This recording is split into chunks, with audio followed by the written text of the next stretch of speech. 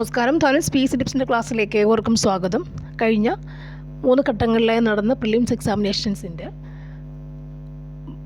Science ഭാഗത്തു നിന്നുള്ള ക്വസ്റ്റ്യൻസാണ് നമ്മളിവിടെ നോക്കുന്നത്. ഫസ്റ്റ് വൺ നോക്കാം. ജീവമണ്ഡലത്തിൻ്റെ ജൈവസമ്പന്നത സൂചിപ്പിക്കുന്ന ജൈവവൈവിധ്യം എന്ന പദം ആദ്യമായി ഉപയോഗിച്ചത് ആരാണ്? ജീവമണ്ഡലത്തിലെ ജൈവസമ്പന്നത സൂചിപ്പിക്കുന്ന ജൈവവൈവിധ്യം എന്ന പദം ആദ്യമായി ഉപയോഗിച്ചത് ആരാണ്? ആൻസർ വാൾട്ടർ ജി റോസൻ എന്നാണ്. Option C Walter G Rosan ആണ്. ഇവിടെ ഹ്യൂഗോ ഡിവ്രിസ് എന്ന് പറഞ്ഞ ആരാണ്? ഹ്യൂഗോ ഡിവ്രിസ് ആരാണ്? ഉൽപരിവർത്തന സിദ്ധാന്തം ആവിഷ്കരിച്ച ആളാണ് ആര്? ഹ്യൂഗോ ഡിവ്രിസ്. ഉൽപരിവർത്തന സിദ്ധാന്തം എന്താണ്? ഉൽപരിവർത്തന സിദ്ധാന്തം അതായത് ജീനുകൾക്ക് ഉണ്ടാകുന്ന പെട്ടെന്നുള്ള മാറ്റം, അതിനെക്കുറിച്ച് പറയുന്നതാണ് എന്ത്? ഉൽപരിവർത്തന സിദ്ധാന്തം എന്ന് പറയുന്നത്. അപ്പോൾ ജീൻ എന്താണ്? നമ്മൾക്ക് ക്രോമസോംസ് 23 ജോഡി ക്രോമസോംസ് ഉണ്ടെന്നറിയാം. അതിൽ DNA ഇവിടെ ജീൻസ് ഒക്കെ ഉണ്ട് അല്ലേ? ഓരോ ജീനിൻ്റെയും ഘടന വ്യത്യാസമാണ്. അപ്പോൾ അങ്ങനെ ജീനുകൾക്ക് സംഭവിക്കുന്ന പെട്ടെന്നുള്ള മാറ്റത്തെക്കുറിച്ച് പറയുന്ന അതാണെന്ത്? ഉൽപരിവർത്തന സിദ്ധാന്തം. അതാണ് ആര്? ഹ്യൂഗോ ഡിവ്രിസ് അല്ലേ? റിച്ചർഡ് കാഴ്സനെ നിങ്ങൾക്കറിയാം അല്ലേ? സയലന്റ് സ്പ്രിങ്ങിൻ്റെ പുസ്തകമൊക്കെ എഴുതിയ ആളാണ്. പിന്നെ ഏണസ്റ്റ് ഹാക്കൽ എന്ന് പറയുന്ന ആരാണ്? ഏണസ്റ്റ് ഹാക്കൽ എന്ന് പറയുന്നത് അതായത് ഇവിടെ ജീവികളെ അല്ലെങ്കിൽ വർഗീകരിച്ചിട്ടുണ്ട് അല്ലേ? അങ്ങനെ ഒരു 3 കിങ്ഡം ക്ലാസിഫിക്കേഷൻ, 3 കിങ്ഡം ഏകീകരണം കൊടുത്തത് ആരാണ്? ഏണസ്റ്റ് ഹാക്കലാണ്. 3 കിങ്ഡം എന്ന് പറയുമ്പം പ്ലാന്റ്സ്, ആനിമൽസും, പ്രൊട്ടിസ്റ്റ് എന്ന് പറയും. നമുക്ക് പെട്ടെന്ന് ബയോളജി പറയുമ്പോഴും എന്താണ് പറയുക? പ്ലാന്റ്സും ആനിമൽസും അല്ലെ? ബോട്ടണിയും സുവോളജി. അതുപോലെ തന്നെ ഇവർ ക്ലാസിഫൈ ചെയ്തപ്പോൾ വർഗീകരിച്ചപ്പോഴത്തേക്കിന് പ്ലാന്റ് എന്നും, അതായത് പ്ലാന്റ്സിനെ കുറിച്ചും, ആനിമൽസിനെ കുറിച്ചും, പ്രൊട്ടിസ്റ്റ സൂക്ഷ്മജീവികളെക്കുറിച്ചും. അപ്പോൾ അങ്ങനെ 3 മെയിൻ വിഭാഗം, 3 കിങ്ഡം എന്ന് പറയുക, 3 കാറ്റഗറി 3 കിങ്ഡം ക്ലാസിഫിക്കേഷൻ പറഞ്ഞ ആളാണ് ആര്? ഏണസ്റ്റ് ഹാക്കൽ എന്ന് പറഞ്ഞത്. ഓക്കെ, അടുത്ത ക്വസ്റ്റ്യൻ. അമ്മയുടെയും ഗർഭശിശുവിൻ്റെയും രക്തം കൂടിക്കലരാതെയുള്ള പദാർത്ഥ വിനിമയത്തിന് സഹായിക്കുന്ന ഭാഗം ഏതാണ്? ആൻസർ പ്ലാസൻ്റ ആണ്. അമ്മയുടെയും ഗർഭശിശുവിൻ്റെയും രക്തം കൂടിക്കലരാതെ ഉള്ള പദാർത്ഥ വിനിമയത്തിന് സഹായിക്കുന്നതാണെന്ത്? പ്ലാസൻ്റ. നമുക്കറിയാം കുട്ടി അല്ലെങ്കിൽ ഗർഭാവസ്ഥയിലായിരിക്കുമ്പോൾ പ്ലാസൻ്റ വഴിയിൽ കൂടുതൽ ബ്ലഡ് വെസൽസ് ഉണ്ടല്ലേ? അതിലുള്ള ഓക്സിജനൊക്കെ വരുമ്പോഴാണെന്ത്? ആ കുട്ടി അത് ശ്വസിക്കുക അല്ലെങ്കിൽ അതിനത് പോഷണമായി എടുക്കുകയും ചെയ്യുന്നത്. പ്ലാസൻ്റയാണ് അതിന് സഹായിക്കുന്നത്. അങ്ങോട്ടും ഇങ്ങോട്ടും വിനിമയം സഹായിക്കുന്നത് പ്ലാസൻ്റയാണ്. ഇനി ഗർഭാശയത്തിനകത്ത് അല്ലെങ്കിൽ അവിടെ കാണപ്പെടുന്ന ആ ദ്രവമാണെന്ത്? അമ്നിയോട്ടിക് ദ്രവം അല്ലേ? ഇനിയും അല്ലെങ്കിൽ ഈ ഗർഭശിശുവും മാതാവും തമ്മിലുള്ള ബന്ധം അല്ലേ? ആ ഒരു ബ്ലഡ് വെസലും ഒക്കെയുള്ള ബന്ധമാണെന്ത്? പൂക്കിൾക്കൊടി എന്ന് പറഞ്ഞത്. അമ്നിയോട്ടിക് ദ്രവം എടുത്ത് പരിശോധിച്ച് നമുക്ക് എന്തറിയാൻ സാധിക്കുന്നുണ്ട്? കുട്ടി ആണോ പെണ്ണോ അല്ലെങ്കിൽ വൈകല്യമുള്ള കുട്ടികളാണോ, അങ്ങനെയുള്ള ടെസ്റ്റുകൾ അറിയാൻ സഹായിക്കുന്ന ദ്രവം ഏത്? അമ്നിയോട്ടിക് ദ്രവം തന്നെയാണ്. Okay, next one. കോശഭിത്തിയുടെ എല്ലാ ഭാഗത്തും ഒരേപോലെ കട്ടുകൂടിയ തരം കോശങ്ങൾ ചേർന്ന കല ഏതാണ്? കോശഭിത്തിയുടെ എല്ലാ ഭാഗത്തും ഒരേപോലെ കട്ടികൂടിയ തരം കോശങ്ങൾ ചേർന്ന കല ഏതാണ്? ആൻസർ എന്താണ്? സ്ക്ലീറൻ കൈമയാണ്. സ്ക്ലീറൻ കൈമ. ഈ സ്ക്ലീറൻ കൈമയ്ക്ക് കട്ടി കൂടിയത് എന്തുകൊണ്ടാണ്? അതായത് ലിഗ്നിൻ എന്ന് പറയുന്ന സസ്യങ്ങളിൽ ലിഗ്നിൻ എന്ന് പറയുന്ന പദാർത്ഥത്തിൽ നിക്ഷേപം കൊണ്ടാണ് സംഭവിക്കുക. ഈ സ്ക്ലീറൻ കൈമയ്ക്ക് കട്ടി കൂടുക. ലിഗ്നിൻ എന്ന് പറയുന്ന കടുപ്പമുള്ള വസ്തുവിൻ്റെ നിക്ഷേപം കൊണ്ടാണ് സ്ക്ലീറൻ കൈമയ്ക്ക് ഇത്രയും എന്താ പറയുക ഒരേപോലെ അല്ലെങ്കിൽ ഇവർക്ക് കട്ടി കൂടിയിരിക്കുന്നത്. ഓക്കെ, അതായത് സസ്യങ്ങൾക്ക് ശക്തിയും ബലവും കൂട്ടുന്ന ആര് തന്നെയാണ്? ഈ സ്ക്ലീറൻ കൈമയാണ്. അവിടെ ഒരു വസ്തു ഏതാണ്? ലിഗ്നിൻ എന്ന് പറയുന്ന ആ വസ്തുവാണ് അവിടെ നിക്ഷേപിക്കുന്നത് കൊണ്ടാണ് ഈ സ്ക്ലീറൻ കൈമയ്ക്ക് ഇത്രയും കട്ടി കൂടി തന്നെ കാണപ്പെടുന്നത്. എന്നാൽ ഇവിടെയുള്ള പാരൻകൈമ എന്ന് പറഞ്ഞാൽ പാരൻകൈമ എന്താണ്? പാരൻകൈമ എപ്പോഴും സജീവ കോശങ്ങളാണെന്ത്? പാരൻകൈമ അല്ലേ? സജീവ കോശങ്ങളാണ് പാരൻകൈമ. ഒരു പക്ഷേ അവിടെ ക്ലോറോപ്ലാസ്റ്റ് ഉണ്ട്, അതിനെ ക്ലോറൻ കൈമ എന്ന് വിളിക്കാറുണ്ട് അല്ലേ? അതുപോലെ തന്നെ ഇവിടെ ഫ്ലോയം എന്താണ്? ഫ്ലോയം സംവഹന കലകളായ നിങ്ങൾക്കറിയാം സൈലവും ഫ്ലോയവും ഉണ്ട് അല്ലേ? സൈലവും ഫ്ലോയവും ഉണ്ട്. സംവഹന കല അതായത് ജലത്തിൻ്റെ ലവണങ്ങളുടെയൊക്കെ അവർക്കെന്താ പദാർത്ഥങ്ങൾ അല്ലെങ്കിൽ സസ്യങ്ങൾക്ക് ജലവും ലവണവും എത്തിച്ചു കൊടുക്കുന്ന അതാണ് സംവഹിക്കുക എന്ന് പറയും. സംവഹന കലകൾ അത് 2 തരം. ഏതൊക്കെ? സൈലവും ഫ്ലോയും ഉണ്ട്. അതിലൊന്നാണെന്ത്? ഫ്ലോയം എന്ന് പറഞ്ഞാൽ. അടുത്തത്, ചെറുകുടലിനകത്തെ പോഷക ആഗിരണത്തിനുള്ള പ്രതല വിസ്തീർണം അനേകം മടങ്ങ് വർദ്ധിപ്പിക്കാൻ സഹായിക്കുന്ന ഭാഗം. ചെറുകുടലിനകത്തെ പോഷക ആഗിരണത്തിനുള്ള പ്രതല വിസ്തീർണം അനേകം മടങ്ങ് വർദ്ധിപ്പിക്കാൻ സഹായിക്കുന്ന ഭാഗം ഏതാണ്? ആൻസർ നമുക്കറിയാം, എന്താണ്? വില്ലസുകളാണ്. വില്ലസ് അല്ലേ, ഫിംഗർ ലൈക്ക് അല്ലെങ്കിൽ ചെറുവിരലിൻ്റെ ആകൃതിയിലുള്ള ആണെന്ത്? വില്ലസുകൾ അല്ലേ. ഇതാണ് പ്രതല വിസ്തീർണം കൂട്ടുകയും നമ്മൾ കഴിച്ച ആഹാരം ദഹിച്ച് അത് പോഷണങ്ങൾ ചെറിയ ഘടകങ്ങളാക്കാം, അമിനോ ആസിഡ്സ് അല്ലെങ്കിൽ ഗ്ലൂക്കോസൊക്കെ ആക്കി മാറുമ്പോൾ അതിനെ രക്തത്തിലേക്ക് ആഗിരണം ചെയ്യപ്പെടുന്ന എന്താണ്? പോഷകങ്ങളെ രക്തത്തിലേക്ക് ആഗിരണം ചെയ്യപ്പെടുന്ന ആരാണ്? ഈ വില്ലസുകൾ വഴിയാണത് ആഗിരണം ചെയ്യപ്പെടുക. അപ്പോൾ ചെറുകുടലിൻ്റെ ഭിത്തിയിലാണിത് കാണപ്പെടുക. അതുവഴി ചെറുകുടലിൻ്റെ പ്രതല വിസ്തീർണം വർദ്ധിപ്പിക്കാനും സാധിക്കുന്നുണ്ട് അല്ലേ. നെക്സ്റ്റ്, ഈ ആൽവിയോലസുകൾ എന്നൊക്കെ പറഞ്ഞാൽ എന്താ? ആൽവിയോലസ് എന്ന് പറയുമ്പോൾ നമുക്ക് എന്തറിയാം? ആൽവിയോളൈ എന്ന് പറയുമ്പോൾ നമ്മുടെ ശ്വാസകോശം അല്ലേ, ബ്രോങ്കസ്, ബ്രോങ്കിയോൾസ്, 2 ബ്രോങ്കൈ ഉണ്ട്. ഇത് ചെറുതായി കുഞ്ഞു ബ്രോങ്കിയോൾസ് ആയിട്ട് മാറും. ഇത് വന്ന് ചേരുന്ന എന്താ? ഓരോ ആൽവിയോളയിലാണ് ചേരുക, ഓരോരോ വായു അറകൾ, ആൽവിയോളൈ. അത് ആൽവിയോലസുകൾ, വായു അറകളാണ് ആൽവിയോലസുകൾ. ഓക്കെ, അത് ശ്വാസകോശമായി ബന്ധപ്പെട്ട കാര്യമാണെന്ന് ഓർത്തിരുന്നാൽ മതി. നെക്സ്റ്റ് വൺ, വൃക്കയിലേക്ക് രക്തം കൊണ്ടുവരുന്ന കുഴൽ ഏതാണ്? വൃക്കയിലേക്ക് രക്തം കൊണ്ടുവരുന്ന കുഴൽ ഏതാണ്? ആൻസർ, കൊണ്ടുവരുന്ന കുഴൽ വൃക്കാധമനിയാണ്. വൃക്കയിലേക്ക് രക്തം കൊണ്ടുവരുന്ന കുഴൽ വൃക്കാധമനിയാണ്. നെക്സ്റ്റ് വൺ, നേത്രവൈകല്യം ബന്ധപ്പെട്ട ശരിയായ പ്രസ്താവനകൾ കണ്ടെത്തുക. ഇവിടെ ഒന്നാമത്തത്, കണ്ണിൽ ലെൻസ് ഇലാസ്റ്റിക് നഷ്ടപ്പെടുന്നത് മൂലം വരുന്ന രോഗമാണ് സിറോഫ്താൽമിയ. വിറ്റമിൻ ബിയുടെ കുറവ് നിശാന്തതയ്ക്ക് കാരണമാകുന്നു. കണ്ണിനുള്ളിൽ മർദ്ദം കൂടുന്ന അവസ്ഥയാണ് ഗ്ലോക്കോമ. കണ്ണിലെ ലെൻസ് അതാര്യമാകുന്ന അവസ്ഥയാണ് തിമിരം. ഇതിൽ ആൻസർ നമുക്ക് എന്താ എഴുതാം? ആൻസർ ഓപ്ഷൻ ബി ആണ്. 3ഉം 4ഉമാണ് ശരി. അതായത് മൂന്നാമത്തെ നമുക്കറിയാം, കണ്ണിലെ മർദ്ദം കൂടുന്ന അവസ്ഥയാണെന്ത്? ഗ്ലോക്കോമ എന്ന് നമുക്കറിയാം. ലെൻസ് അതാര്യമാകുന്ന അവസ്ഥയാണ് തിമിരം എന്ന് പറയും അല്ലേ. മർദ്ദം കൂടുന്ന അവസ്ഥ, കണ്ണിലെ മർദ്ദം, നേത്രഗോളത്തിൻ്റെ മർദ്ദം കൂടുന്ന അവസ്ഥയാണ് ഗ്ലോക്കോമ അല്ലേ. സിറോഫ്താൽമിയ എന്നൊക്കെ പറയുമ്പം എന്താ പറയുക? സിറോഫ്താൽമിയ ഇവിടെ നേത്രാവരണത്തിൻ്റെ ഈർപ്പരഹിതമാവുന്ന ആണ് സംഭവം. സിറോഫ്താൽമിയ വൈറ്റമിൻ എ ഡെഫിഷ്യൻസിയാണ്. നെക്സ്റ്റ് വൺ, ന്യൂക്ലിയസ് ഇല്ലാത്ത ഏകോശ ജീവികൾ ഉൾപ്പെടുന്ന വിഭാഗം ഏതാണ്? ന്യൂക്ലിയസ് ഇല്ലാത്ത ഏകോശ ജീവികൾ ഉൾപ്പെടുന്ന വിഭാഗം answer okay 67. Answer option C ആണ്. മോണീർ എന്നാണ് പറഞ്ഞേക്കുന്നത്. ന്യൂക്ലിയസ് ഇല്ലാത്ത ഏകോശ ജീവികൾ കാണപ്പെടുന്ന വിഭാഗം ഓപ്ഷൻ സി മോണീർ എന്നാണ് ഇവിടെ പഠിച്ചിട്ടുള്ളത്. നോക്കാം. അതായത് ന്യൂക്ലിയസ് ഇല്ലാത്ത ഏകോശജീവികളെ പറയുന്ന ഒരു പേരുണ്ട്, എന്താണ്? പ്രോക്യാരിയോട്സ് എന്നാണ് പറയുക. പ്രോക്യാരിയോട്ടും യൂക്യാരിയോട്സും ഉണ്ട്. അതായത് ന്യൂക്ലിയസ് ഇല്ലാത്ത ഏകോശജീവികൾ വരുന്ന വിഭാഗം ഏതാണ്? അതിൻ്റെ ജീവികളാണെന്ത്? ഏകോശ ജീവികളാണ് പ്രോക്യാരിയോട്സ്. ന്യൂക്ലിയസ് ഉള്ളവർ, മർമ്മമുള്ളവർ ആരാണെന്ത്? യൂക്യാരിയോട്സ് ആണ്. ഇവിടെ ഉൾപ്പെടുന്ന വിഭാഗം, അതായത് ആ കിങ്ഡമാണ് കിങ്ഡം മൊണേറ എന്ന് പറയും. കിങ്ഡമാണ് മൊണേറ. അതായത് kingdom Monera, kingdom Protista, kingdom fungi, kingdom plant, kingdom Animalia എന്നിങ്ങനെ 5 കിങ്ഡം ക്ലാസിഫിക്കേഷൻ ഉണ്ട്, വർഗീകരണമുണ്ട്. അതായത് വിറ്റാക്കറിൻ്റെ ക്ലാസിഫിക്കേഷനാണ്. +2 പഠിക്കുന്നത്, +1 പഠിക്കുന്നുണ്ട്. 5 കിങ്ഡം ക്ലാസിഫിക്കേഷൻ വർഗീകരണമാണിത്, വിറ്റാക്കറിൻ്റെയാണ്. അപ്പോൾ അതിനകത്ത് കിങ്ഡം മൊണേറയാണെന്ത്? ന്യൂക്ലിയസിലെ ദേഹോശ ജീവികളെക്കുറിച്ച് പറയുക. അതായത് ഇതിൽ പ്രത്യേകിച്ച് പറഞ്ഞ് നമുക്ക് ജീവികളെ നമുക്കിങ്ങനെ പറയുന്നുണ്ട്, പ്രോക്യാരിയോട്സ്. ന്യൂക്ലിയസ് ഇല്ലാത്ത ഏകോശ ജീവികൾ വരുന്നതാണെന്ത്? പ്രോക്യാരിയോട്സ്. ന്യൂക്ലിയസ് ഉള്ള വിഭാഗം ജീവികൾ എന്താണ്? യൂക്യാരിയോട്സ്. മെയിൻ 2 കാറ്റഗറി ഉണ്ട് അല്ലേ. അതിൽ കിങ്ഡം മൊണേറ വരുന്നതാണെന്ത്? ന്യൂക്ലിയസ് ഇല്ലാത്ത ഏകോശ ജീവികൾ കാണപ്പെടുന്ന വിഭാഗമാണെന്ത്? കിങ്ഡം മൊണേറയ്ക്കകത്താണ് വരിക. ഇനി ഇവിടെ കൊടുത്ത ഫഞ്ചെ എന്ന് പറയുമ്പോൾ എന്താ? അതും കിങ്ഡമാണ്. 5 കിങ്ഡം ക്ലാസിഫിക്കേഷനിൽ ഒരു കിങ്ഡമാണ് ഫഞ്ചെ. എന്ന് പറയുമ്പോൾ എന്താണ്? ഫംഗസുകളാണ് അല്ലേ. ഫംഗസുകളാണ്. കുമിളുകളൊക്കെ വരുന്നതാണെന്ത്? ഫംഗസുകൾ പറഞ്ഞാൽ. ഇനി പ്രോട്ടിസ്റ്റ എന്ന് പറഞ്ഞതും ഒരു കിങ്ഡമാണ്. ഏതാണ്? അമീബയൊക്കെ വരുന്നതാണെന്ത്? ന്യൂക്ലിയസ് ഉള്ള ഏകോശം യൂക്യാരിയോട്സ് ആണ്. അമീബയൊക്കെ വരുന്നതാണെന്ത്? യൂക്യാരിയൻ കുഴപ്പമുണ്ട് അല്ലേ. യൂക്യാരിയോട്സ്, അതായത് ന്യൂക്ലിയസ് ഉള്ള മർമ്മമുള്ള ജീവികളാണെന്ത്? യൂക്യാരിയോട്സ്. അമീബ മുതൽ നമുക്കറിയാം അല്ലേ, സയൻസ് പഠിച്ചില്ലെങ്കിൽ 8 മുതൽ പഠിക്കുന്നുണ്ട്.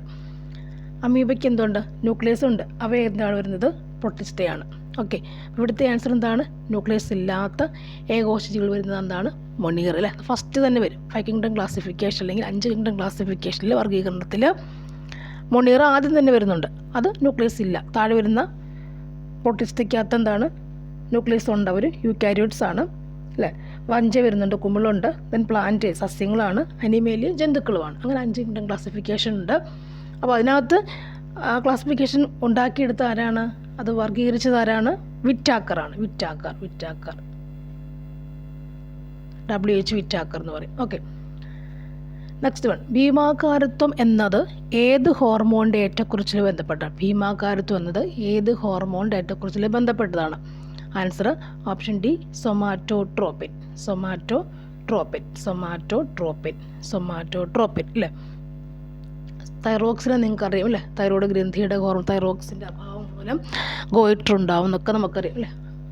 അപ്പോൾ തൈറോക്സിൻ പ്രവർത്തിക്കുന്ന അയഡിനും കൂടി ആവശ്യമുണ്ട്, അതും അറിയാം. നെക്സ്റ്റ് വൺ, കോശോസനുമായി ബന്ധപ്പെട്ട ശരിയായ പ്രസ്താവന കണ്ടെത്തുക.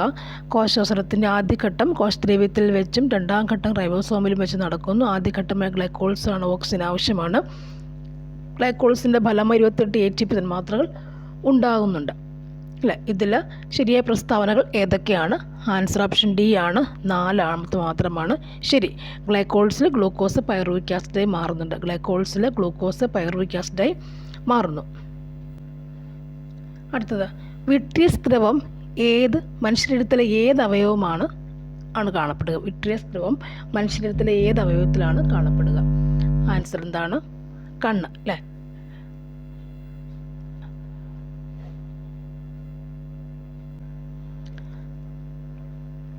അതായത് കണ്ണിലെ ഏറ്റവും വലിയ അറ ഏതാണ്? വിട്രിയസ് അറ അല്ലേ. അതായത് അക്യൂസ് അറയുമുണ്ട്, വിട്രിയസ് അറയുമുണ്ട്. അതായത് കണ്ണിലെ കലകൾക്ക് ഓക്സിജനും പോഷണവും കൊടുക്കുന്നതാണ് അക്യൂസ് അറ എന്ന് പറയും. അക്യൂസ് ഹ്യൂമർ എന്ന് പറയും, അക്യൂസ് ദ്രവം എന്ന് പറയും. ഓക്കെ, ഇനിയും വിട്രിയസ് അറ എന്ന് അല്ലെങ്കിൽ വിട്രിയസ് ചേംബറിനകത്ത് അല്ലേ, അത് കണ്ണിൻ്റെ സ്ട്രക്ചറിനകത്തുള്ള വിട്രിയസ് ചേംബർ എന്ന് പറയും. അതിനകത്ത് ഏറ്റവും വലിയ അറയാണ്. ലെൻസിൻ്റെ റെറ്റിനയ്ക്കും ഇടയ്ക്കുള്ളതാണെന്ത് ഇത് പറയുന്നത്?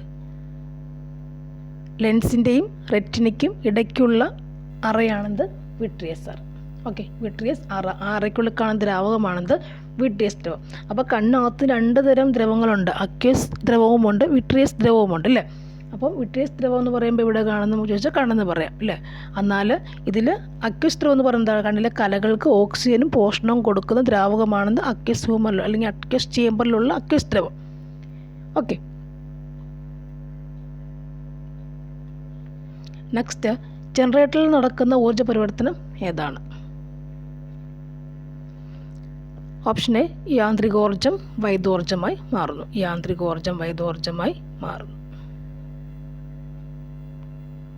അടുത്തത്, ന്യൂക്ലിയർ റിയാക്ടറിലെ ഇന്ധനം ഏതാണ്? സമ്പുഷ്ട യുറേനിയം. നെക്സ്റ്റ്, വസ്തുവിൻ്റെ പ്രവേഗം ഇരട്ടിയായാൽ ഗതികോർജ്ജം എന്തായിരിക്കും? 4 മടങ്ങാവും. ഇവിടെ കൂട്ടത്തിൽ പെടാത്തത് ഏതാണെന്ന് ചോദിച്ചാൽ നമുക്ക് എന്ത് പറയുന്നുണ്ട്? വേഗം എന്നുള്ളതാണ് കൂട്ടത്തിൽ പെടാത്തത്. നെക്സ്റ്റ് വൺ, അന്തരീക്ഷമർദ്ദം അളക്കാൻ ഉപയോഗിക്കുന്ന ഉപകരണം അല്ലേ. അന്തരീക്ഷമർദ്ദം അളക്കാൻ ഉപയോഗിക്കുന്ന ഉപകരണം അറിയാത്തവരാവില്ല അല്ലേ, ബാരോമീറ്റർ അല്ലേ. ഇതിൽ ലാക്ടോമീറ്റർ എന്ന് പറയുന്നതാണ് പാലിൻ്റെ അല്ലേ, പാലിൻ്റെ ശുദ്ധത അളക്കുന്നതാണെന്ത്? ലാക്ടോമീറ്റർ എന്ന് പറഞ്ഞാൽ. ഇനി ചില പ്രസ്താവന കൊടുത്തിട്ടുണ്ട്. ജെ തോമസിന് ബന്ധപ്പെട്ട പ്രസ്താവന ഏതൊക്കെയാണ്? അവിടെ ആൻസർ വരുന്നത് ഓപ്ഷൻ ഡി ആണ്, ന്യൂട്രോണിനെ കണ്ടെത്തി എന്നുള്ളതാണ് ബന്ധപ്പെടാത്ത പ്രസ്താവന അല്ലേ. അപ്പം പ്ലം പുഡിംഗ് മാതൃകയും ഇലക്ട്രോണിനെ കണ്ടെത്തലും ഡിസ്ചാർജ് ടു പരീക്ഷണങ്ങളുമൊക്കെ എന്താണ് ജെ തോമസൻ്റെ സംഭവം അല്ലേ. ഈസിയായിട്ട് ടെക്സ്റ്റിൽ അതേപോലെ ഇങ്ങനെ കിടപ്പുണ്ട്. നെക്സ്റ്റ്, റബ്ബറിൻ്റെ മോണോമർ ആരാണ്? ഐസോപ്രിൻ. റേഡിയോ ആക്റ്റീവത കണ്ടെത്തിയത് ആരാണ്? ഹെൻറി ബക്കറിലാണ് റേഡിയോ ആക്റ്റീവത കണ്ടെത്തിയത്. ലീച്ചിങ് എന്ന സാന്ദ്രണ രീതി ഉപയോഗിക്കുന്നത് ഏത് ലോഹത്തിൻ്റെ അയിരിനാണ്?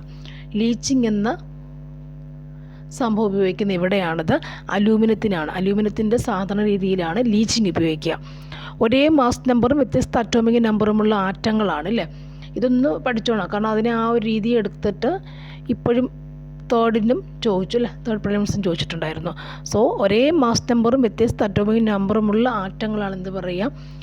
ഐസോബാറുകൾ. അടുത്ത ഘട്ടമുള്ളവർ ഐസോബാറും ഐസോട്ടോപ്പും ഉപലോഹവും ഒക്കെ ഒന്ന് നോക്കി വെച്ചേക്കാം. അടുത്ത ക്വസ്റ്റ്യൻ, സസ്യങ്ങളിൽ ബീജസംയോഗത്തിന് ശേഷം നടക്കുന്ന പ്രവർത്തനം ഏതാണ്? സസ്യങ്ങളിൽ ബീജസംയോഗത്തിന് ശേഷം നടക്കുന്ന പ്രവർത്തനം ഏതാണ്? ആൻസർ എന്താണ്? ഓവ്യൂള് വിത്തായി മാറുന്നു. ഓവ്യൂള് വിത്തായി മാറുക എന്നാണ് സസ്യങ്ങളിൽ ബീജസംയോഗത്തിന് ശേഷം നടക്കുന്ന പ്രവർത്തനം. ഓവ്യൂള് വിത്തായി മാറുന്നു. സസ്യങ്ങളിൽ ബീജസംയോഗത്തിന് ശേഷം നടക്കുന്ന പ്രവർത്തനം ഓവ്യൂള് വിത്താവുന്നല്ലോ. ഓവ്യൂൾ വിത്താവുന്നു. ഈ വിത്തിൻ്റെ ഏറ്റവും ബാഹ്യ ആവരണത്തിന് പറയുന്ന പേരെന്താണ്? ടെസ്റ്റേ എന്നാണ് പറയുക. വിത്തിൻ്റെ ബാഹ്യ ആവരണത്തിന് പറയുന്ന പേര് ടെസ്റ്റേ എന്ന് പറയുന്നുണ്ട്. വിത്തിൻ്റെ ആന്തരാവരണം എന്താണ്? ടെഗ്മനാണ്. ടെഗ്മനും ടെഗുമൻ. ആന്തരാവരണം ടെഗ്മനും ബാഹ്യ ആവരണം ടെസ്റ്റ.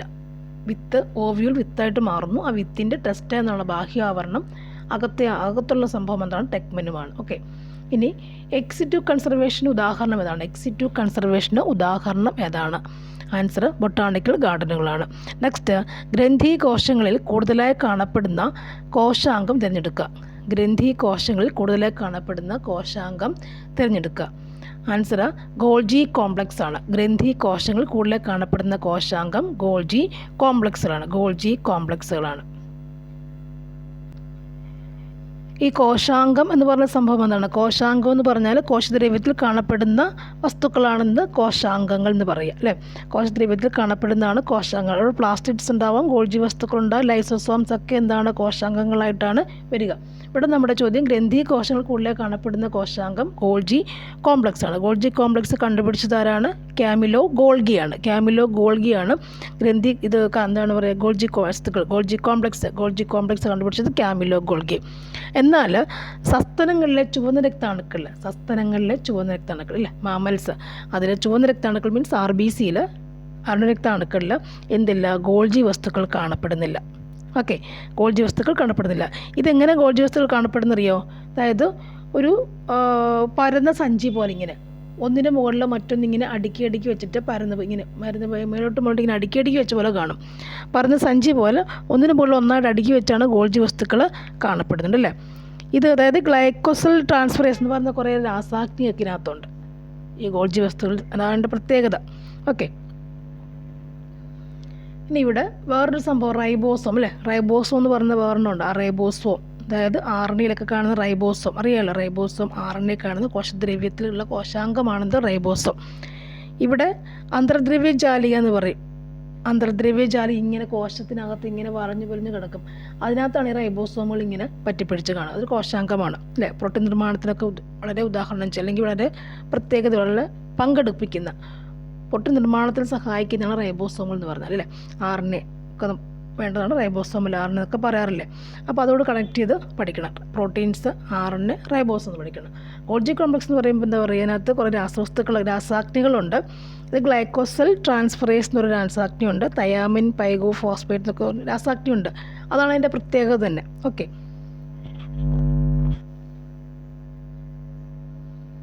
അടുത്തത്, തന്നിരിക്കുന്ന അവയിൽ രക്തത്തിൽ കാണുന്ന പ്രോട്ടീൻ കണ്ടെത്തുക. തന്നിരിക്കുന്നവയിൽ രക്തത്തിൽ കാണുന്ന പ്രോട്ടീൻസ് അതൊക്കെയാണ്. ആൻസർ ഗ്ലോബിനാണ്, അല്ലേ? ബ്ലഡിലെ പ്രോട്ടീൻസ് ഏതൊക്കെയാണെന്ന് നമുക്കറിയാം. പ്രോട്ടീൻസ് ഏതൊക്കെയായിരുന്നു? ആൽബുമിനും, ഗ്ലോബിനും, ഫൈബ്രിനോജനും, അല്ലേ? ഫൈബ്രിനോജൻ എന്ന് പറയുമ്പോൾ എന്താണ്? ബ്ലഡ് ക്ലോട്ടിങ്ങിന് സഹായിക്കുന്നു.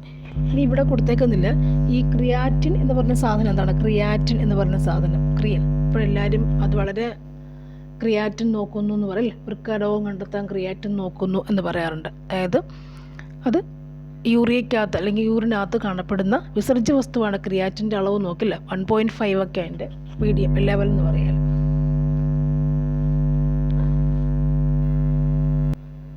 അടുത്തത്, തന്നിരിക്കുന്നവയിൽ മാംസത്തിൻ്റെ ദഹനവും ബന്ധമില്ലാത്തത് ഏതാണ്? മാംസത്തിൻ്റെ ദഹനവും ബന്ധമില്ലാത്തത് ഏതാണ്? ആൻസർ ഓപ്ഷൻ ബി ആണ്, ലിപ്പേസ് ആണ്. ലിപ്പേസ് എന്ന് പറയുമ്പോൾ എന്താണത്? ലിപ്പിഡ്സ്, അല്ലേ? ലിപ്പിഡ്സ് കൊഴുപ്പുകളെ ദഹിപ്പിക്കുന്നതാണെന്ത്? ലിപ്പേസ് എന്ന് പറയുന്നത്. പ്രോട്ടീസും, പെപ്സിനും, ട്രിപ്സിനും ഒക്കെ എന്താണ്? മാംസ്യം, പ്രോട്ടീൻ ദഹനവുമായി ബന്ധപ്പെട്ട കാര്യങ്ങളാണ്. ലിപ്പേസ് എന്ന് പറയുമ്പോൾ ലിപ്പിഡ്സിനെ ദഹിപ്പിച്ച് ചെറിയ ഫാറ്റി ആസിഡ്സും ഗ്ലിസറോളും ആക്കുന്നു. കൊഴുപ്പിനെ ദഹിപ്പിച്ച് ഫാറ്റി ആസിഡ്സും ഗ്ലിസറോളുകളും ആക്കി മാറ്റുന്നതാണെന്ത്? ലിപ്പേസിൻ്റെ ധർമ്മം. ഇനിയും തന്നിരിക്കുന്നവയിൽ നിന്ന് തെറ്റായ പ്രസ്താവന കണ്ടെത്തുക. വൃക്കയിൽ അതിൻ്റെ ആൻസർ ഓപ്ഷൻ ബി ആണ്. വേനൽക്കാലത്ത് വാസോപ്രസിൻ്റെ അളവ് കുറവായിരിക്കും എന്നതാണ് ആൻസർ, അല്ലേ?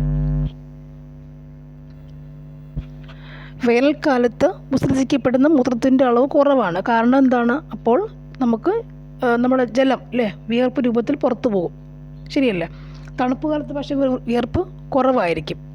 അപ്പോൾ ഉണ്ടാകുന്ന വിസർജിക്കപ്പെടുന്ന മൂത്രത്തിൻ്റെ അളവ് കൂടുതലുമായിരിക്കും. തണുപ്പുള്ളപ്പോഴേ മൂത്രം ഒഴിക്കുക എപ്പോഴെപ്പോഴും പോവുക, അത് ആലോചിച്ചാലും മതിയാവും അല്ലേ. ഇവിടെ പീയൂഷഗ്രന്ഥി ഉൽപ്പാദിപ്പിക്കുന്ന ADH ഉണ്ട്, ആൻറ്റി ഡയറക്റ്റിക് ഹോർമോണില്ല. അതാണ് എന്ത് നടത്തുക? ജലം പുനരാഗിരണം നടത്താൻ സഹായിക്കുന്നത് ഈ ADH, ആൻറ്റി ഡയൂററ്റിക് ഹോർമോണാണ് അല്ലേ. അത്ര ഓർക്കാം. നെക്സ്റ്റ് വൺ നോക്കാം. രോഗങ്ങളുമായി ബന്ധപ്പെട്ട് തന്നിരിക്കുന്ന പ്രസ്താവനയിൽ നിന്നും ശരിയും തെറ്റും കണ്ടെത്തുക. ശരിയും തെറ്റും കണ്ടെത്തുക. ആൻസർ ഓപ്ഷൻ എ ആണ്. 1ഉം 2ഉം ശരി, 4 തെറ്റ്. 1ഉം 2ഉം മീൻസ് എയ്ഡ്സ്, നിപ്പ എന്നിവയ്ക്ക് കാരണം വൈറസ്, നമുക്കറിയാവുന്ന കാര്യമാണ്. രണ്ടാമത്തെ ക്ഷയവും എലിപ്പനിയും ബാക്ടീരിയ രോഗങ്ങളാണ് അല്ലേ. ഇനി 4ാമത്തെ തെറ്റെന്ന് പറയുമ്പോഴത്തേക്കിന് ഡെങ്കിപ്പനി, ചിക്കൻ ഗുനിയയ്ക്ക് കാരണം ബാക്ടീരിയ ആണ് അല്ലേ. ഡെങ്കിപ്പനി നമുക്കറിയാം, വേറുണ്ട്, കൊതുക് പരത്തുമല്ലേ ഡെങ്കിപ്പനി. ഓക്കെ, അത് പോട്ടെ. Next one. ക്യൂണിക്കൾച്ചർ താഴെ പറയുന്നവയിൽ ഏത് ബന്ധപ്പെട്ടിരുന്നു? ക്യൂണിക്കൾച്ചറിൻ്റെ ആൻസർ മുയലാണ്. മുയൽ വളർത്തലാണ് ക്യൂണിക്കൾച്ചർ അല്ലേ. മത്സ്യം എന്ന് പറയുമ്പോൾ എന്താണത്? PC culture. പട്ടുനെൽപ്പുഴ എന്നാണ് സെറികൾച്ചർ, പട്ടുനെൽപ്പുഴ അല്ലേ. സെറികൾച്ചർ. ഇത് അപ്പി കൾച്ചർ, അപ്പി അല്ലേ, അപ്പി തേനീച്ച വളർത്തൽ, അപ്പി കൾച്ചർ. മുയൽ കൂണിക്കൾച്ചർ. നെക്സ്റ്റ്. കൈക്കുഴ, കാൽക്കുഴ എന്നിവിടങ്ങളിൽ കാണപ്പെടുന്ന അസ്ഥിസന്ധി ഏതാണ്? അസ്ഥിസന്ധി ഏതാണ്? തെന്നി നീങ്ങുന്ന അസ്ഥിയാണെന്ന്. കൈക്കുഴയിലും കാൽക്കുഴയിലും കാണുന്ന അസ്ഥി തെന്നി നീങ്ങുന്ന അസ്ഥിയാണ്. ഇവിടെയുള്ള ഗോളരസന്ധി എന്ന് പറഞ്ഞാൽ എന്താണ്? ഗോളരസന്ധി എന്ന് പറഞ്ഞാൽ എന്താണ്? ഗോളരസന്ധി അതായത് ചലനശേഷി കൂടിയ സന്ധി ഗോളരസന്ധി. അതായത് നമ്മുടെ തോളല്, ഇടുപ്പല്ല് തുടങ്ങിയ ഭാഗങ്ങളിൽ കാണപ്പെടുന്നതാണിത് ഗോളരസന്ധി. ഈ ബോൾ ആൻഡ് സോക്കറ്റ് സന്ധി എന്ന് പറയും. ഗോളരസന്ധി, ബോൾ ആൻഡ് സോക്കറ്റ് സന്ധിയാണ് ഗോളരസന്ധി എന്ന് പറഞ്ഞാൽ. അതുപോലെ വിജാഗിരി സന്ധി, വിജാഗിരി നമുക്ക് ഡോറിൻ്റെ വിജാഗിരി നമുക്കറിയാം, ഒന്ന് അങ്ങോട്ട് ഒന്ന് ഇങ്ങോട്ട്. വിജാഗിരി സന്ധി അതായത് ഒരു ദിശയിൽ മാത്രം ചലിപ്പിക്കുന്നതാണെന്ത്? വിജാഗിരി സന്ധി. കൈമുട്ടും കാൽമുട്ടും വിരലും ഒക്കെയാണെന്ത്? വിജാഗിരി സന്ധി. വിജാഗിരി പുറകോട്ട് വളയ്ക്കാൻ നമുക്ക് എത്ര കൈമുട്ടൊക്കെ വിചാരിച്ചാൽ പറ്റില്ല, ഒരു ദിശയിലേക്ക് മാത്രം വിചാരിച്ചാൽ പറ്റുന്നതാണെന്ത്? വിജാഗിരി സന്ധി. കൈമുട്ട്, കാൽമുട്ട് വിരലുകളാണ് വിജാഗിരി സന്ധി. ഗോളരസന്ധി എന്താണ്? തോളല്, ഇടുപ്പല്ല്. തോളല്, ഇടുപ്പല്ലുമാണ് ഗോളരസന്ധി എന്ന് പറഞ്ഞത്. ഓക്കെ, തോളലും ഇടുപ്പല്ലുമാണ് ഗോളരസന്ധി. നെക്സ്റ്റ്. കീലസന്ധി എന്താണ്? കീലസന്ധി ഉദാഹരണം നട്ടലിൻ്റെ മുകളിൽ തലയോട് തിരിയുന്ന ഭാഗം പിവട്ട് ജോയിൻ്റ് എന്ന് പറയും. നമ്മുടെ തലയെന്ന് പറയുമ്പോൾ ആ നട്ടലില്ല, അവിടെ നിന്ന് നമുക്ക് വട്ടം കറക്കാം ഇല്ലേ. ചില വട്ടം കറക്കി എടുക്കാറുണ്ട്, പക്ഷേ അത് കുറച്ച് ബുദ്ധിമുട്ടാണെങ്കിൽ പോലും നമുക്ക് തലയെന്ന് വേണമെങ്കിൽ റൊട്ടേഷൻ ചെയ്യിച്ച് ഇങ്ങനെ നോക്കിയെടുക്കാം. അപ്പോൾ ഒരു കമ്പയിൽ നിന്നോട്ട് തല ഇട്ട് കറക്കാം ഇല്ലേ, അച്ചുതണ്ട് പോലൊക്കെ കറക്കാം. അതാണ് കീലസന്ധി എന്ന് പറയുന്നത്. അതായത് നട്ടലിന് മുകളിൽ തലയോട് തിരിയുന്ന, അതാണ് കീലസന്ധി. ആ ഭാഗമാണ് പിവട്ട് ജോയിൻ്റാണ് കീലസന്ധി എന്ന് പറഞ്ഞാൽ. കീലസന്ധി അതാണ് അല്ലേ. ഇനി കൈക്കുഴ, കാൽക്കുഴ നമുക്കറിയാവുന്ന എന്താണ്? തെന്നി നീങ്ങുന്ന സന്ധി. തെന്നി നീങ്ങുന്ന സന്ധി. നെക്സ്റ്റ് വരുന്നത് സിനാപ്സ്. ഇതുമായി ബന്ധപ്പെട്ട 2 പ്രസ്താവന തിരഞ്ഞെടുക്കുക. സിനാപ്സ് ബന്ധപ്പെട്ട പ്രസ്താവന എന്തൊക്കെയാണ്? ആൻസർ ഓപ്ഷൻ ബി 2ഉം 3ഉമാണ് ശരി. 2 പേശികോശത്തിൽ ന്യൂറോണിന് മിഡിൽ കാണപ്പെടുന്നു. മൂന്നാമത്തത് 2 ന്യൂറോണുകൾക്കിടയിലാണ് ഇത് കാണപ്പെടുക? സിനാപ്സ് കാണപ്പെടുക. സിനാപ്സ് എന്ന് പറയും. സിനാപ്സ് നാഡീകോശം അല്ലേ. സിനാപ്സ് നാഡീകോശ ബന്ധപ്പെട്ട ഭാഗമാണിത് സിനാപ്സ് എന്ന് പറയുന്നത്. ശരിക്കും സിനാപ്സ് എന്ന് പറഞ്ഞാൽ എന്താണ്? 2 നാഡീകോശങ്ങൾ തമ്മിലോ, 2 നാഡീകോശങ്ങൾ അല്ലേ ഇങ്ങനെ വന്നിട്ട് ഇങ്ങനെ ഒരു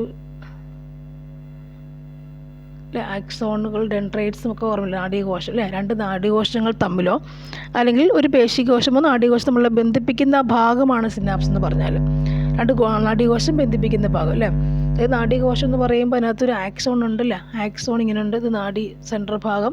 ആക്സോണൈറ്റ്സ് ഉണ്ട്, ഡെൻഡ്രൈറ്റ്സ് ഉണ്ട് അല്ലേ. ഇവിടെ ആക്സോണൈറ്റ്സ് ഉണ്ട്, ഇവിടെ ഡെൻഡ്രൈറ്റ്സ് ഉണ്ട്. അപ്പോൾ അങ്ങനെ 2 നാഡീകോശം തമ്മിൽ ബന്ധിപ്പിക്കുന്ന ഭാഗമൊക്കെ എന്താണെന്നില്ലേ ഇവിടെയാണ് സിനാപ്സ് എന്ന് പറഞ്ഞാൽ. ഇടയ്ക്കുള്ള ഭാഗമാണെന്ത് സിനാപ്സ് എന്ന് പറയുന്നത്. സിനാപ്സ് അതാണ്. അവിടെ ആക്സോണും ഒക്കെ ഉണ്ട്, സിനാപ്സിൻ്റെ ഭാഗം ഉണ്ട്.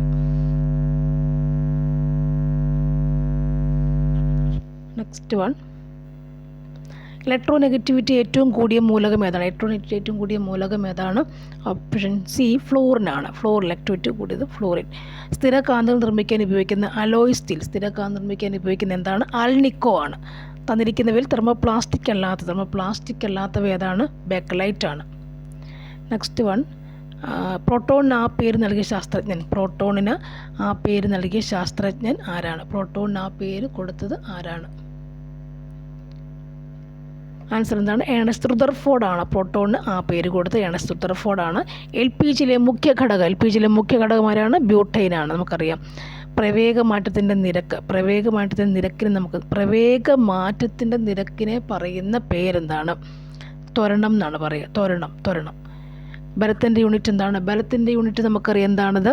ബലത്തിൻ്റെ യൂണിറ്റ് ന്യൂട്ടൺ. ഒരു വസ്തുവിന് അതിൻ്റെ ചലനം കൊണ്ട് ലഭ്യമാകുന്ന ഊർജ്ജമാണ്. ഊർജ്ജം ഏതാണ്? ചലിക്കുമ്പോൾ ഗതികോർജ്ജം. നെക്സ്റ്റ് വൺ, തന്നിരിക്കുന്നതിൽ ഗ്രീൻ എനർജി അല്ലാത്തത് ഏതാണ്? അതിൽ ബ്രൗൺ ഉണ്ടെന്ന് നോക്കിയാൽ മതി, നമുക്ക് കിട്ടില്ലേ. ഏതാ? ആറ്റോമിക് റിയാക്ടറുകളാണ് ഗ്രീൻ എനർജി അല്ലാത്തത്. നെക്സ്റ്റ്, കടലിൻ്റെ ആഴം അളക്കുന്നതിനുള്ള ഉപകരണം ആണ് സോണാർ. ഇതിൽ ഉപയോഗിച്ചിരിക്കുന്ന തരംഗം ഏതാണ്? അൾട്രാസോണിക് തരംഗമാണ് സോണാറിൽ ഉപയോഗിക്കുന്നത്. അൾട്രാസോണിക്, കടലിൻ്റെ ആഴം അളക്കാൻ ഉപയോഗിക്കുന്ന അൾട്രാസോണിക് സോണാർന്ന് ഉപയോഗിച്ച് വെച്ച് പഠിക്കുക. ഓക്കെ. വിറ്റമിൻ എയുടെ ലഭ്യത കുറയുമ്പോൾ ഉണ്ടാകുന്ന രോഗം ഏതാണ്? ഇത് ഞാൻ ശരിക്കും പറഞ്ഞിട്ടുള്ളതാണിത് കഴിഞ്ഞ ദിവസം. വിറ്റമിൻ എയുടെ കുറവ് നിശാന്തത. താഴെ പറഞ്ഞ ജീവിതശൈലി രോഗം അല്ലാത്തത് ഏതാണ്? ഹീമോഫീലിയ എന്നറിയാം. ഹീമോഫീലിയ അപ്പോൾ അത് ജനിതക രോഗമാണെന്ത്? ഹീമോഫീലിയ. അതുപോലെ മറ്റേതൊക്കെയുണ്ട്? Sickle cell anaemia, mongolism, albinism ഒക്കെ എന്താണ്? ജനിതക രോഗമാണ്. മനസ്സിലായോ? അതായത് ഹീമോഫീലിയ, സിക്കിൾ സെൽ അനീമിയ എന്ന് പറയുമ്പം സിക്കിൾ ഷേപ്ഡ് ബ്ലഡ് വെസ്, അതായത് അരുണരക്താണുക്കൾ ഹീമോഗ്ലോബിൻ എന്താവുന്നു? സിക്കിൾ ഷേപ്ഡ് ആവുന്നതാണ് sickle cell anaemia. Mongolism, albinism ഒക്കെ ഉണ്ട് വേറെ. ഇനി നമുക്ക് വേറൊന്നാണ് എന്ത് വരുന്നത്? ഡൗൺ സിൻഡ്രോം അല്ലേ. അതായത് 44 ക്രോമസോമുകൾക്ക് പകരം 45 അല്ലേ, 22 ജോഡി സ്വരൂപ ക്രോമസോം. അതായത് ഓട്ടോസോം ഒന്നും 23 ജോഡി എന്ന് പറയുമ്പോഴത്തേക്കിന് നമ്മൾ 22 ജോഡി എന്താണ്? ഓട്ടോസോമുകൾ, സ്വരൂപ ജോഡി എന്ന് പറയും. ബാക്കി ഒരു ജോഡി മാത്രമേ എന്തുള്ളൂ?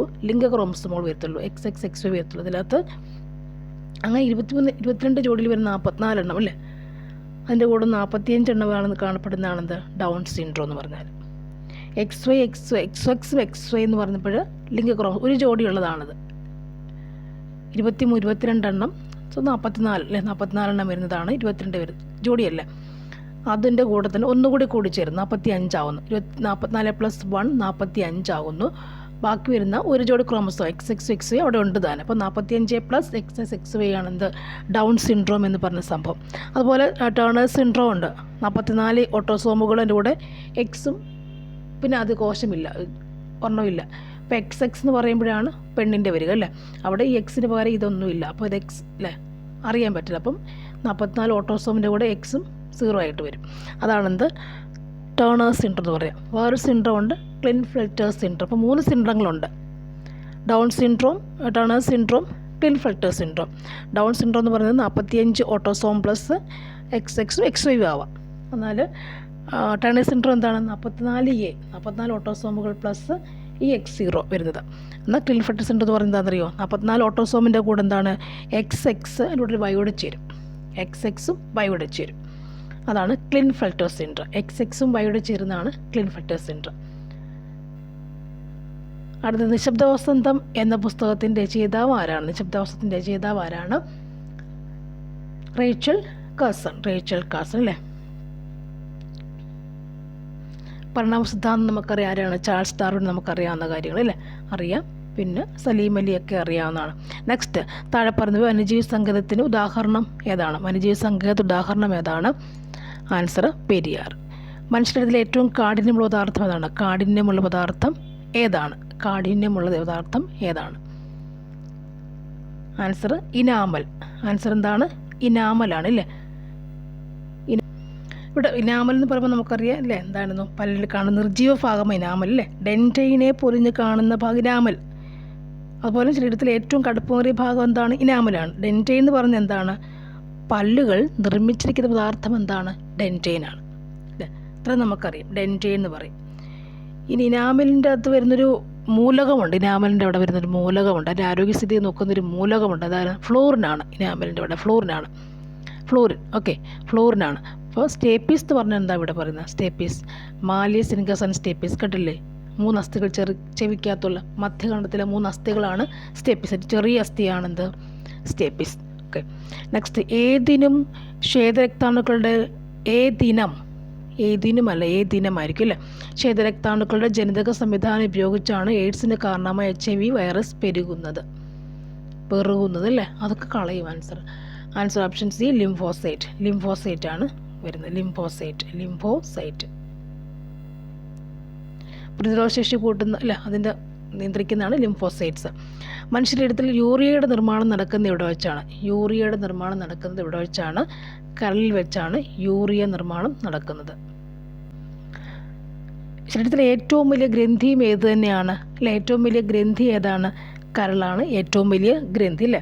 കരളുണ്ടാകുന്ന പിത്തരസം എന്ന് പറയുന്ന സാധനം അല്ലേ പിത്താശയത്തിലാണ് പിത്താശയത്തിൻ്റെ ഇപ്പോൾ പ്രാധാന്യമുള്ള സംഭവങ്ങൾ പിത്താശയം ഒക്കെ പറയും. അതായത് കരളിലുണ്ടാകുന്ന പിത്തരസമാണ് ഇവിടെ ശേഖരിക്കപ്പെടുന്നത്. പിത്താശയത്തിൽ ഗോൾ ബ്ലാഡറിൽ ശേഖരിക്കപ്പെടും അല്ലേ. ഇതിൽ കോഴിയൊക്കെ കണ്ടിക്കുമ്പോൾ പച്ച നിറത്തിൽ കട്ടെന്നൊക്കെ പറയില്ലേ, പച്ച നിറത്തിൽ കാണുന്ന പിത്താശയം അതാണ്. അപ്പോൾ ഈ കരളെന്ന് പറയുന്ന സംഭവം ചെയ്യുന്നതാണ് ഗ്ലൂക്കോസിനെ നമ്മുടെ ഗ്ലൂക്കോസ് അധികം വരുന്ന ഗ്ലൂക്കോസില്ലേ, ആ ഗ്ലൂക്കോസിനെ നമ്മുടെ ബോഡിയിൽ നിർമ്മിക്കപ്പെടുന്ന ഗ്ലൂക്കോസ് അധികം വരും. ആ അധികം വരുന്ന ഗ്ലൂക്കോസിനെ ഗ്ലൈക്കോജനായി സംഭരിക്കപ്പെടുന്ന ഇവിടെയാണ് കരളിലാണ് അല്ലേ. അപ്പോൾ അധികം വരുന്ന പഞ്ചസാരയെ കൊഴുപ്പ് രൂപത്തിലാക്കി എത്തിച്ചു കൊടുക്കും.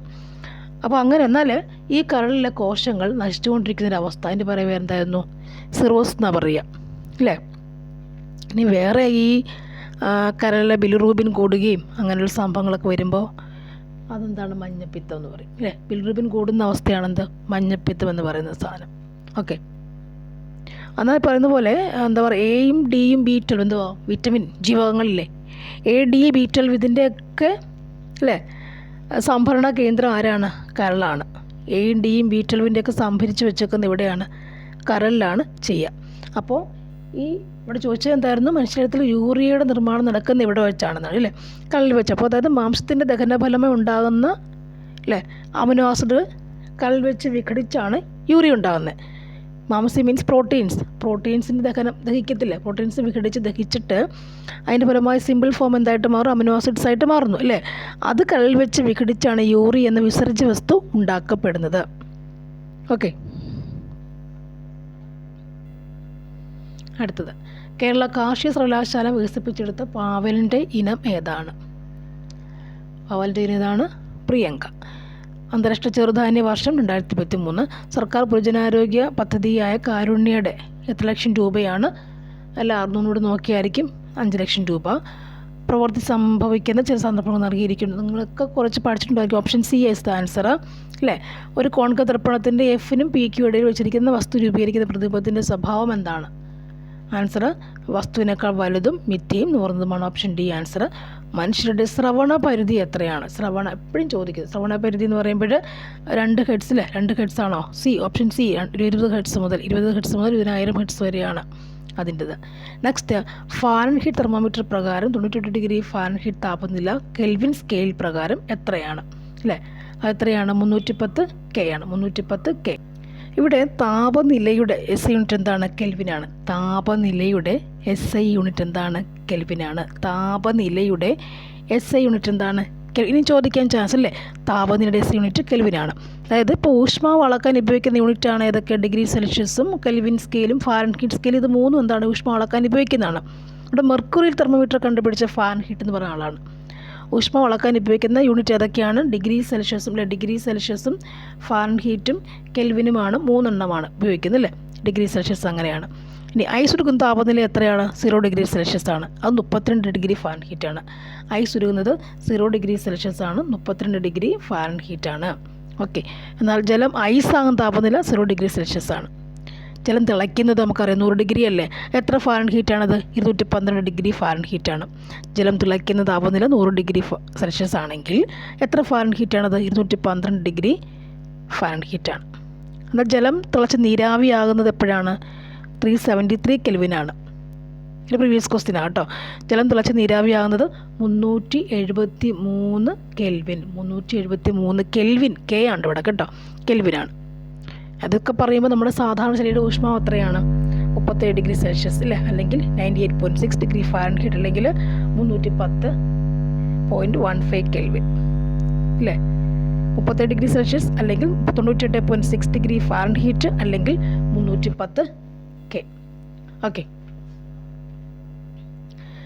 നെക്സ്റ്റ് ചലനവുമായി ബന്ധപ്പെട്ട ശരിയായ സമവാക്യം ഏതാണ്? Answer option B, u² = v² - 2as. ഒരു പെട്രോൾ കാറിൽ നടക്കുന്ന പ്രധാന ഊർജ്ജ പരിവർത്തനം കാണുക. ആൻസർ എന്താണ്? Option C, രാസോർജ്ജം ഗതികോർജ്ജമാകുന്നു. സൂര്യഗ്രഹണത്തിന് കാരണമാകുന്ന ശരിയായ ക്രമീകരണം ഏതാണ്? ഭൂമിക്കും സൂര്യനും ഇടയിൽ ചന്ദ്രൻ വരുന്നു. ഹൈഡ്രജൻ്റെ ഗുണങ്ങളെ ബന്ധപ്പെട്ട പ്രസ്താവന തിരിക്കുന്നു. എന്തൊക്കെയാണ്? ശരിയായ പ്രസ്താവന ഏതൊക്കെയാണ്? 2 മാത്രമാണ് തെറ്റ്. 2 മീൻസ് ഹൈഡ്രജൻ ജലത്തിലേക്ക്. ഹൈഡ്രജൻ നിറമോ മണലിൽ നമുക്കറിയില്ലേ? ഹൈഡ്രജൻ നിറമോ മണമോ നമുക്കില്ല. ഹൈഡ്രജൻ ദ്വയാറ്റി തന്മാത്രയാണെന്ന് നമുക്കറിയാം. ഇത് രണ്ടും അറിയാം. ഹൈഡ്രജനെ പറ്റി പറയുമ്പോൾ ഇത് രണ്ടും അറിയാവുന്ന കാര്യം. ഹൈഡ്രജൻ്റെ ഗുണങ്ങളാണ് രണ്ടെണ്ണം. എന്തൊക്കെയാണ്? ഹൈഡ്രജൻ നിറമോ മണമോ ഇല്ല. അതുപോലെ ഹൈഡ്രജൻ ദ്വയാറ്റോമിക തന്മാത്രയായിട്ട് കാണപ്പെടുന്നു. ഹൈഡ്രജൻ്റെ മറ്റ് പ്രത്യേകത എന്തൊക്കെയാണ്? ആറ്റോമിക സംഖ്യ എത്ര? 1 ആണ് അല്ലേ? കണ്ടെത്തിയതാരാണ്? ഹെൻറി കാവൻഡിഷ് ആണ് കണ്ടെത്തിയെന്ന് പറയുന്നത് അല്ലേ? ഇനിയും ഹൈഡ്രജൻ്റെ മറ്റു ഗുണം എന്താ? ഇത് മലിനീകാരിയല്ല എന്ന് പറയും അല്ലേ? ഉയർന്ന കലോറിയ മൂല്യം ഉണ്ടതിന് ബഹിരാകാശ വാഹനങ്ങളിലും അന്തർവാഹനങ്ങളിലും ഉപയോഗിച്ച് വരുന്നുണ്ട്. ഇനി ഒന്ന് പറഞ്ഞാൽ എല്ലാ ആസിഡുകളിലും ഉള്ള പൊതു ഘടകം ആരാണ്? ഹൈഡ്രജനാണ് അല്ലേ? ഹൈഡ്രജൻ്റെ ഐസോട്ടോപ്പ് പ്രോട്ടിയം, ഡ്യൂട്ടീരിയം, ട്രിഷ്യം. ഇത്രയേ ഉള്ളൂ. Next one.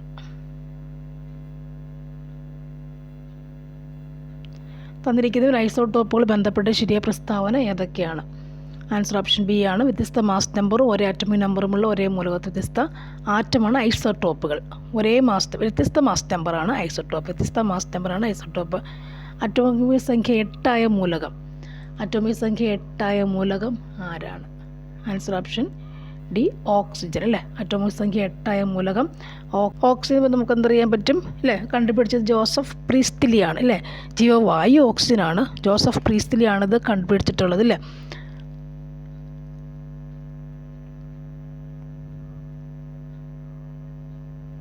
ഓക്സിജൻ്റെ മറ്റു പ്രത്യേകത എന്തൊക്കെയാണ്? നമ്മുടെ ശരീരത്തിൽ ഏറ്റവും കൂടുതലുള്ള എന്താണ്? ഓക്സിജനാണ് അല്ലേ? ഏറ്റവും കൂടുതൽ കത്താൻ സഹായിക്കുന്ന വാതകം എന്താണ്? ഓക്സിജൻ. കത്താൻ സഹായിക്കുന്ന വാതകം എന്താണ്? ഓക്സിജൻ അല്ലേ? 8 അറ്റോമിക സംഖ്യയായ മൂലകമാണ് ഓക്സിജൻ എന്ന് പഠിച്ചു വയ്ക്കുക.